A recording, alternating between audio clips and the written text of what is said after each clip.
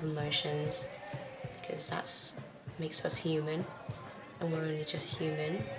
We all make mistakes, and I'm not saying I'm perfect at all.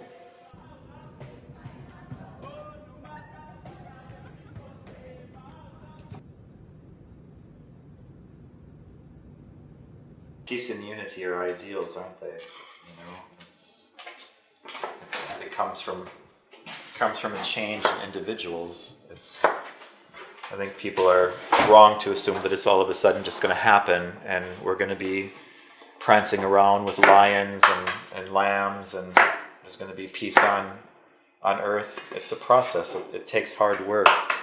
It's interesting because sometimes you do some service, but you don't see the effect immediately. It's long term, so it can bring world unity. So the little things she does maybe doesn't mean we're going to bring world unity tomorrow.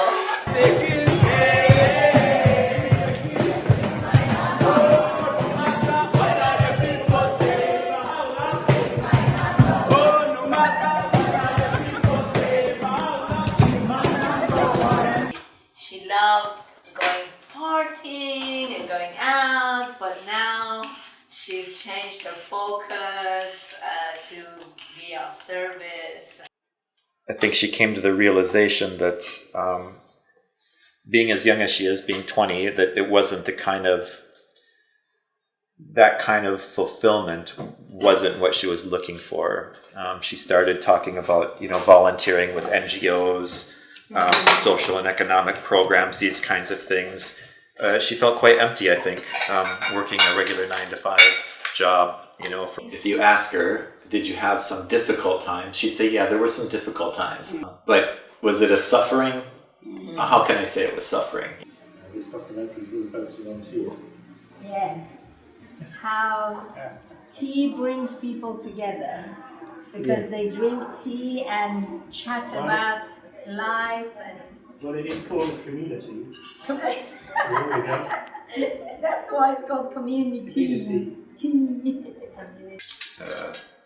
Theories that there's a series of practical plans which actually focus on the local communities. Like I said before, we kind of the overarching strategy of the Baha'i faith is to raise up humanity, and that's done on an individual level and then in a community level. So at this point, we're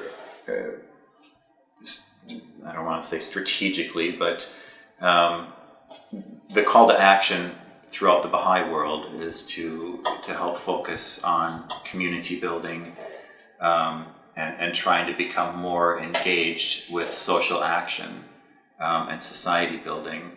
So these are quite important to all the Baha'is all over the world. The beauty of the Baha'i faith, in my opinion, I wasn't born a Baha'i. I became a Baha'i later in life, not much later, in my early 20s, which is a story for another time. But the beauty of the Baha'i faith is it's very united in action. It's very consolidated. There's no schisms within the Baha'i faith. If somebody says that they're a Baha'i, you don't say, "Oh, are you an Orthodox Baha'i? Are you, a Protestant Baha'i?" It's a Baha'i is a Baha'i is a Baha'i, and this solidness, this covenant, is such a unifying factor in being able to, as a Baha'i, being able to deliver these kinds of plans and abilities to get involved with society at large, and to try to have a positive influence on it, to try to get other people, we're not in the business of trying to convert people to be a Baha'i. It's not, Baha'ism. It really is about trying to make the world a better place to live in. And that's one thing that we've really tried to instill within our kids. And that's why we're having this conversation about Lua. And how amazing they are. They support me in everything I do. And Yamaha. Party, food, dance, ayama. So if you hear someone saying it, you can steal their peg. And at the end, if whoever has the most pegs, And you would wins the dance prize. and sing And, everything. yeah, they have to do party, food, Yeah, dance, and yell at the same time. Anyways, so we can make it start. Happiness with my family and just having a life like that would be happiness for me. But I'm very happy now, and it's going to be sad leaving, but I'm happy that I'm doing what's right for me, because I do think that, you know, do need to be a bit, do what you want to do. So a really big welcome everybody to our Yamaha party. Oh, she said party.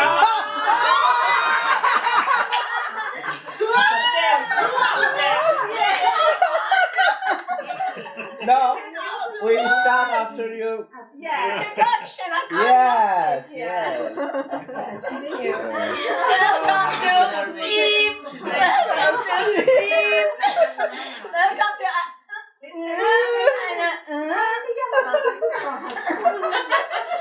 Welcome to the intercalary days, the days that are out of time, where we always have celebrations, not P-A-R-T. Can I spell it?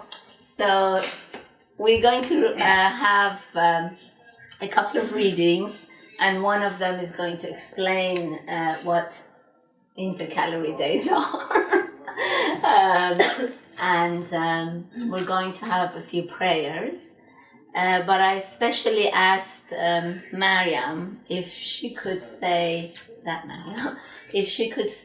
a prayer for the people in Ukraine, because they are really suffering, especially when the teachings of our beloved faith is always telling us about unity and peace and love, and so this is the complete opposite of what we're trying to achieve in the world. And how amazing they are. They support me in everything I do. And yeah, it's just been such a crazy journey, and now I'm here. And I still don't know what I want to do, but I have a rough idea that I want to serve humanity and be a better person and just give back as much as I can. And that's really all I hope for. But yeah. O thou kind Lord, thou hast created all humanity from the same stock. Thou hast decreed that all shall belong to the same household. In thy holy presence they are all thy servants, and all mankind are sheltered beneath thy tabernacle. All have gathered together at thy table of bounty. All are illumined through the light of thy providence. O God, thou art kind to all. Thou hast provided for all, dost shelter all, conferrest life upon all. Thou hast endowed each and all with talents and faculties, and all are submerged in the ocean of thy mercy.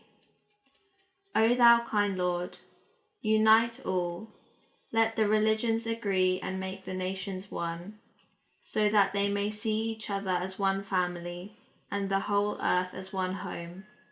May they all live together in perfect harmony. O God, raise aloft the banner of the oneness of mankind. O God, establish the most great peace. Cement thou, O God, the hearts together.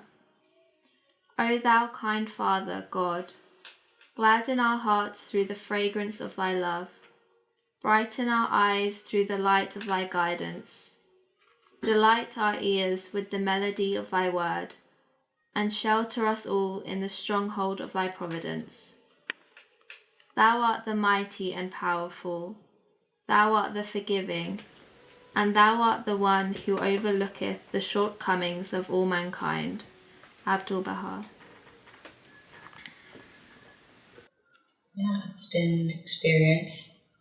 I hope my life goal will be to just help as much as I can in the world and give back whatever I can. I'd hope that one day I'll be helping out in a charity, or maybe starting my own charity, and just trying to give back as much as I can to the world. I think it will really help with my spiritual path, my spiritual growth, and I think it will be an amazing experience, and I'm so excited, and it makes me happy thinking that I'm very blessed knowing that I can go there at the age of 21.